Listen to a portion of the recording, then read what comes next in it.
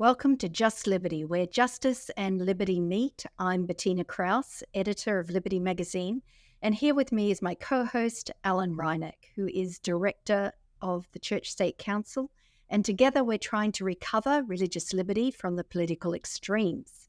Well, Alan, I have an interesting story to start off our discussion today, and it is about our old friend, the Satanic Temple. What do you think? They may be your old friend, but not mine. I use I use that term ironically in the Yes, extreme. indeed. So, look, first thing I'm reading this article, and I think Yep. we need to clarify that the Satanic Temple says they do not believe in the existence of Satan or the supernatural. So, Right.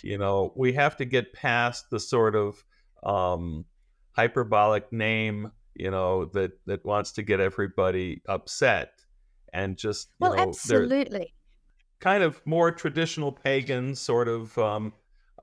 They say that their beliefs are rationality, compassion, the struggle for justice.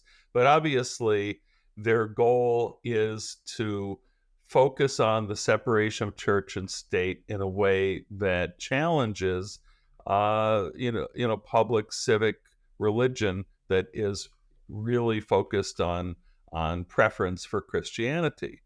So, Right. um, and the story that you circulated has to do with a Christian politician smashing a display in the Iowa state capitol. And then he was arrested for a hate crime, which, by his own admission, I think that's probably what it was. So, you know, if your crime is motivated by hostility based on somebody's belief or religion, then that counts as a hate crime.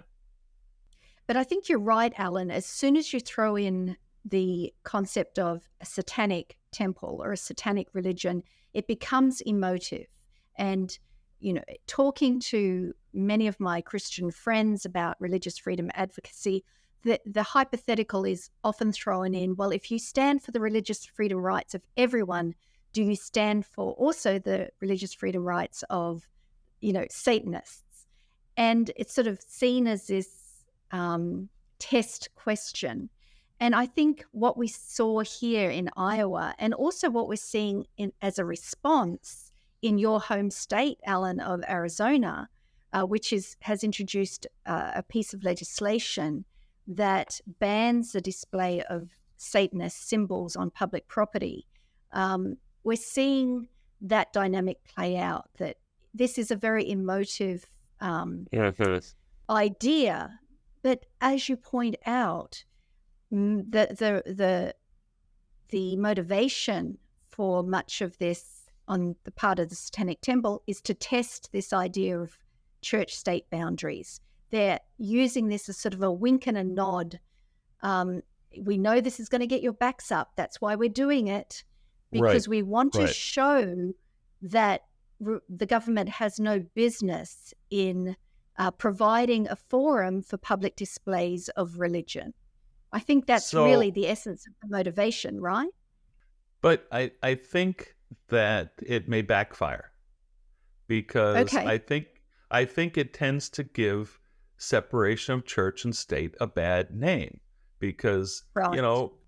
kind of rank and file American Christians, they see, well, if separation of church and state means we have to put up with the Satanic Temple's display along with the display of the Ten Commandments, then who needs it? That's going to the devil, so to Right. speak. But that's true. But we need to, it does help make very clear that when the government opens a public forum, it can't engage in viewpoint discrimination. And so when it opens up public property for nativity scenes and Ten Commandment displays and so on, we saw the Supreme Court case recently, the Christian flag flying over Boston City Hall. The Supreme Court said, sure, the Christian flag can fly over Boston City Hall if the City Hall is also opening up that flagpole to other organizations. Same principle applies. And I think this is a teaching moment, once you understand what's happening here, it could be a way to help educate people about the dangers of opening up those forums to religious displays.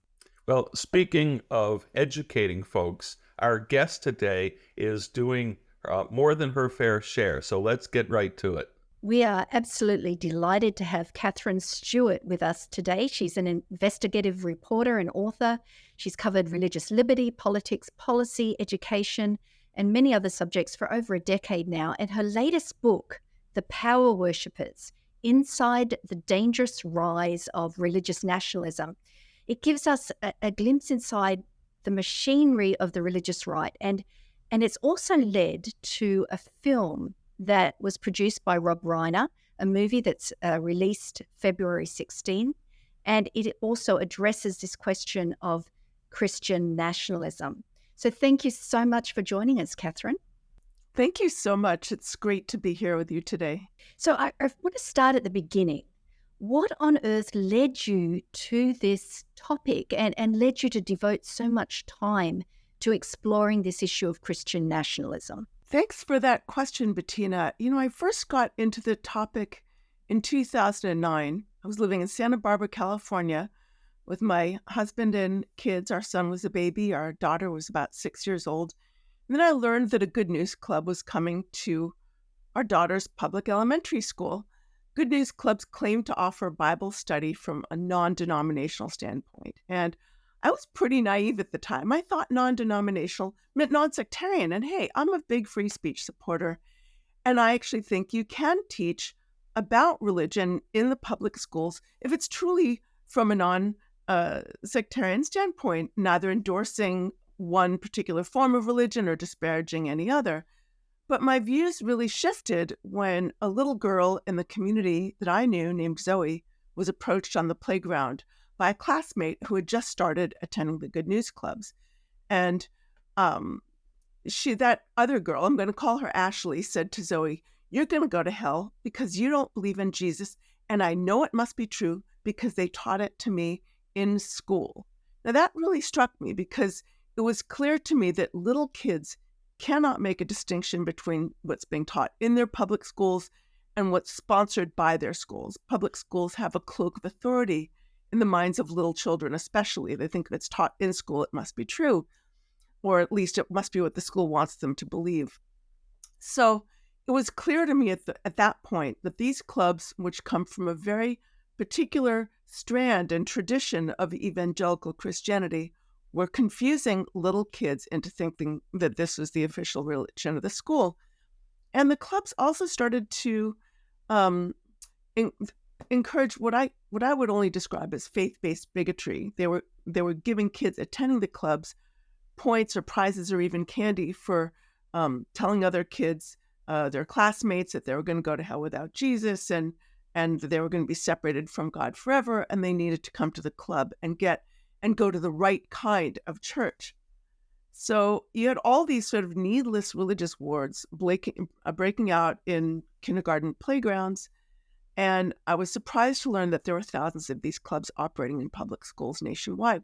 So I started to ask questions. How is it possible for these incredibly divisive clubs to be operating in public schools, confusing little kids and giving this sort of this message that the government, which is their school, public school, endorsed this particular form of religion?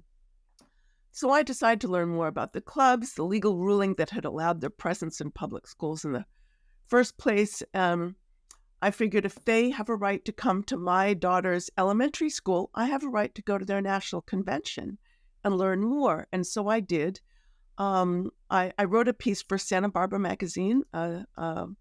Was frankly, very little had been written about Good News Clubs. And I started hearing from families from coast to coast, telling me, some of them were Catholic, some of them were members of different religious minority groups, some were not religious at all, but they were talking about the faith-based bullying and bigotry that their children and their families had been subjected to after the introduction of these clubs. So, I just, kids, religion, education, it's a perfect storm. Everybody gets upset. And I just decided to dive right in. The more I learned, the more concerned I became. And I realized that the groups behind the Good News Clubs, they hated public education as an institution. They just treated, referred to public schools with contempt, but they actually hated our democracy even more. So that was sort of my introduction to this area. And that was over 15 years ago. And I published my first book on the topic in 2012. And then my latest book, The Good News, The Power Worshippers, Inside the Dangerous Rise of Religious Nationalism, came out in 2020. And I continue to write and dig into this topic. Wow. So, and I'm familiar with all of those legal precedents and all of those developments over the years. I think Americans generally have at least some sort of knowledge about the religious right, whether they think it's a good thing or a bad thing. But I'm wondering what you've seen as far as how have we misunderstood or even underestimated what the aims really are. I mean, you just mentioned the hostility to public education. Bettina and I were at a conference last week, and there was some discussion about funding of private education hall, and I think a complete lack of perception among the scholars of this underlying hostility to public education that's really driving the move to fund private schools. But what are some of the misconceptions you think that Americans don't understand? Alan, that's a really terrific question. I mean, I think we should start with the fact that this is not it's not a religion. Christian nationalism is not Christianity. And it's not just about the culture wars. This is really this is a political movement. We underestimate the extent to which they're committed to undermining the democratic process. This is a movement that rejects the principles of equality and pluralism and justice that represent the best of the American promise. I think that we often work with the idea that religion comes first and the politics follows. But I think the truth is more the other way around. I would see that the politics here come first, and then religion is conformed. And, I could give many examples of that, and I do in my book, Power Worshippers. The religion sort of conforms to the ways in which the politics want it to go. I think most American Christians think that Christianity has something to do with care for the least of these and loving your neighbor. But this is a movement Religion does. Yeah. This is a movement that treats those who are not insiders, those who are not with us. It's like a sort of us versus them, pure versus impure. And the impure are treated with contempt. I think people misunderstand the nature of the activism. They think that often Christian nationalism is sort of this feeling that arises from the rank and file. But in fact, this is a leadership-driven movement. It's leadership-driven and also organization-driven. And so the leadership cadre works very hard to sort of frame certain issues and call them like biblical stances, and then get the rank and file on board. And they work very hard to, frankly, I would say, create a far-right messaging sphere or propaganda sphere that gets the rank and file on board. So what you're describing here really is religion being co-opted. So the dangers or the negative aspects of Christian nationalism are not so much arising from Christianity itself or the nature of Christianity itself. And I know that this is some of the pushback that I've received when I talk about Christian nationalism. It's perceived as criticism of a faith. And I'm a Christian. It's my faith too. How do you respond to that idea that when we criticize Christian nationalism, we're criticizing the faith? Yeah. Well, the movement disparages the way that many, if not most, American Christians understand faith. I look at some of the most forceful critics of Christian nationalism. Many of them are Christian themselves, and some have formed organizations like the Baptist Joint Committee and Christians Against Christian Nationalism. You have groups like Vote Common Good, where you have groups like Faithful America, the New Evangelicals, and so many others that really don't want to use their religion as a cudgel. They don't want to use their religion to dominate other people and impose their religion on them in the sort of cruelest of ways. But, this is really not just about domination in a religious sense. It's really about the future of democracy itself. The thing that's really at stake in the rise of religious nationalism in America is not merely whether we want to blur the line between separation of church and state or offend the feelings of an outgroup. The thing that's really at stake here is the way our political system is organized. It's about voting rights, the principles of equality, the institutions that have served us very well over time. Another misconception is that people call this conservative. There's nothing remotely conservative about Christian nationalism. It's radical, both in its sort of ideas and also in its means of operation. A true conservative movement would want to preserve institutions of value that have served us over time, the integrity of the judiciary, the integrity of voting rights, public education.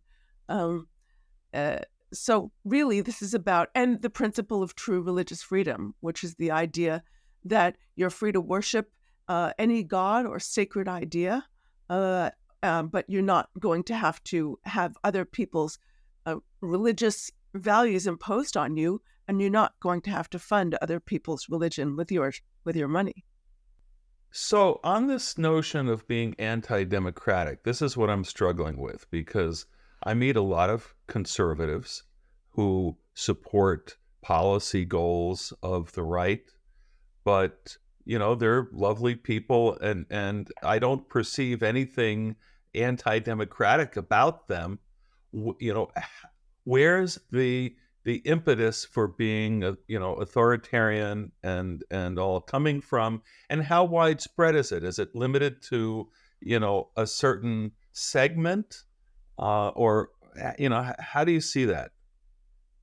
That's a great question, a really important question. Religious nationalism is a political pathology that afflicts political systems. It's not just a set of attitudes or opinions held by the rank and file. I mean, I think it's more clear to understand sometimes when you see it in other countries.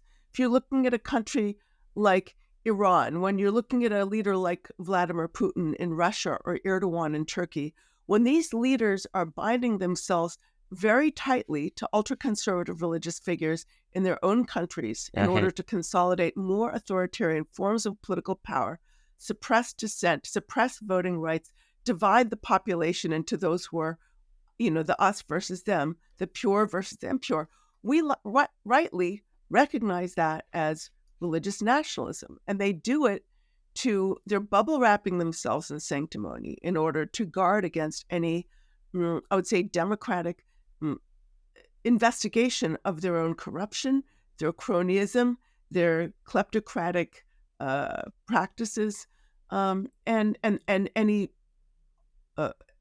sort of horrible things they may be doing to their own people.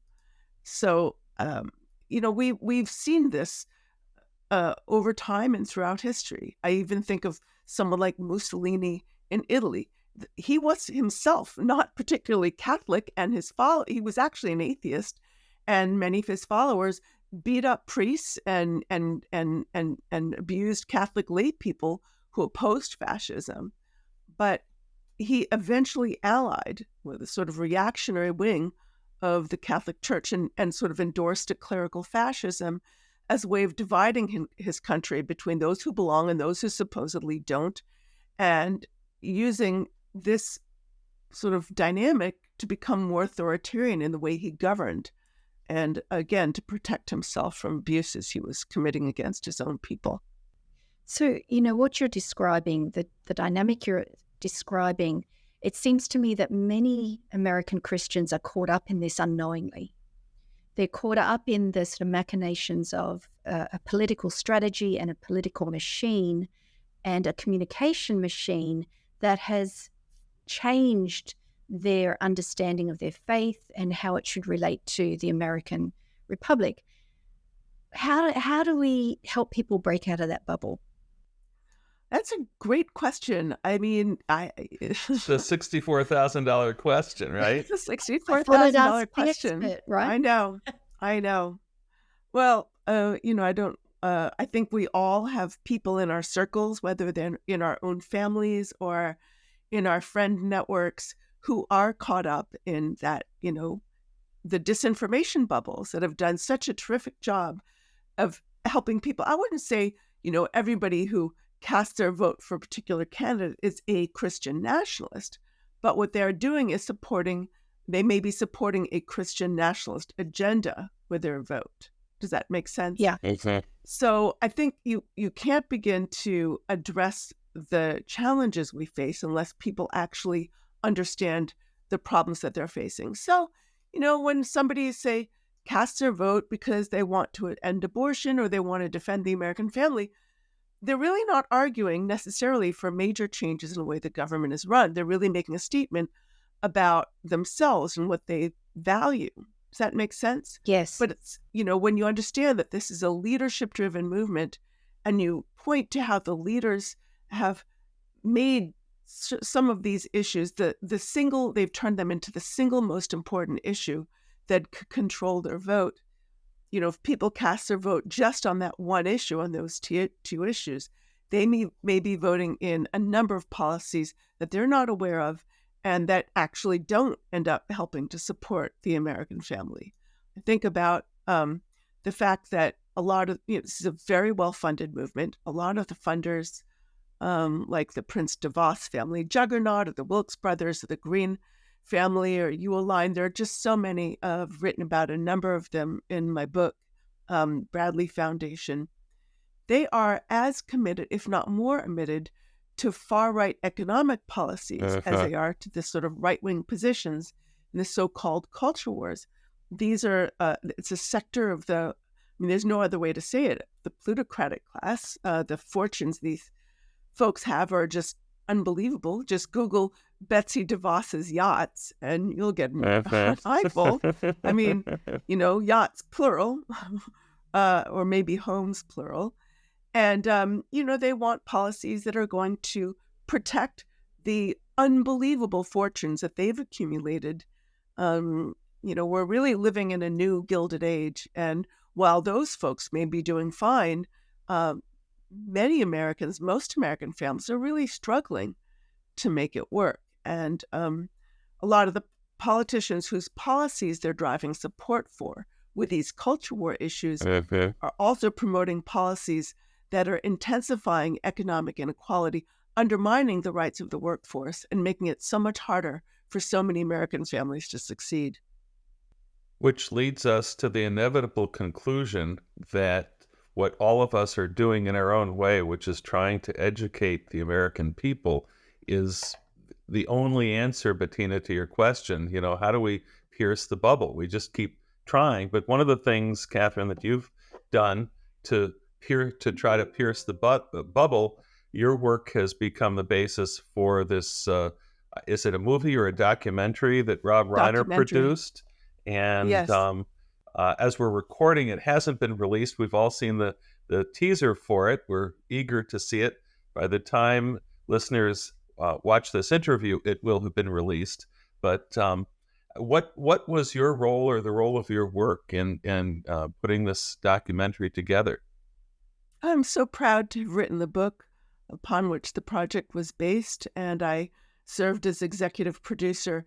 One thing that's really interesting about the film, and I also have this in my book, is that there are a lot of very religious voices, some rather conservative religious voices, who are also opposed to Christian nationalism because they understand that it's not just, a threat to our democracy, it's also a threat to the way that they understand their faith.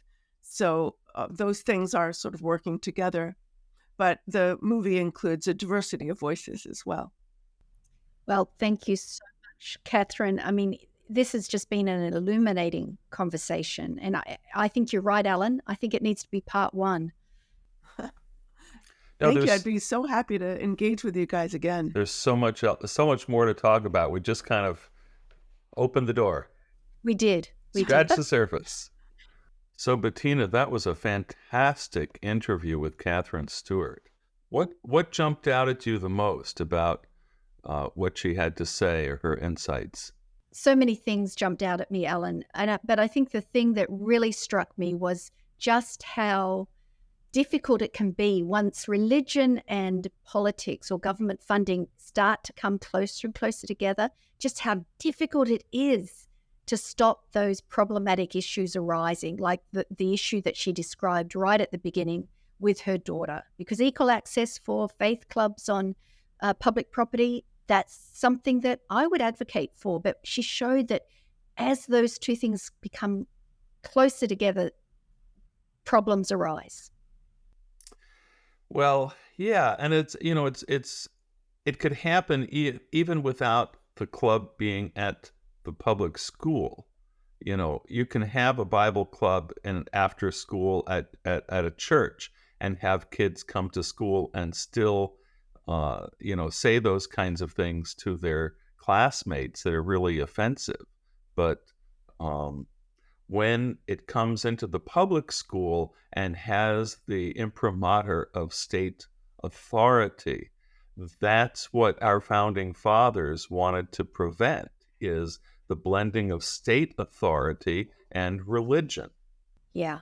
And I guess another thing that jumped out at me also was her, as she has investigated the background, behind Christian nationalism, it's very clear that it's Christianity being co-opted by politics, not the other way around. Right. And it's a very cynical process that has taken place. Did you get that? Absolutely. Two other authors come to mind that we will have to try to interview. But, I'm reading Tim Alberta's book, and he tells a story. His father says, they're worshiping America. That's what this is. Christian nationalism it's nation worship. And as a Seventh-day Adventist, that's how I read the book of Revelation to describe the final apostasy. It's idolatrous, it's nation worship of the beast and its image, which are symbols of empires. Right. And as Katherine pointed out, that approach to Christianity, especially in the American context, can distort democracy and can distort our understanding of how democracy works, because it sort of creates this imperative to get to your goal no matter what. I mean, a Christian America is what matters, regardless of how you get there. Mm-hmm. And ends justify the means. But I was especially glad that we kind of honed in on the fact that most Americans are not anti-democratic or authoritarian just because they may support the same candidates or policies of those who really are authoritarian and anti-democratic. So we need to really continue to try to educate folks to understand the dangers that our democracy faces. Yeah, absolutely. Yeah, we'll continue to do that in more episodes of Just Liberty, where this has been Just Liberty, where justice and liberty meet. I'm Alan Reinach with Bettina Krause, my co-host. Until next time, remember, eternal vigilance really is the price of liberty.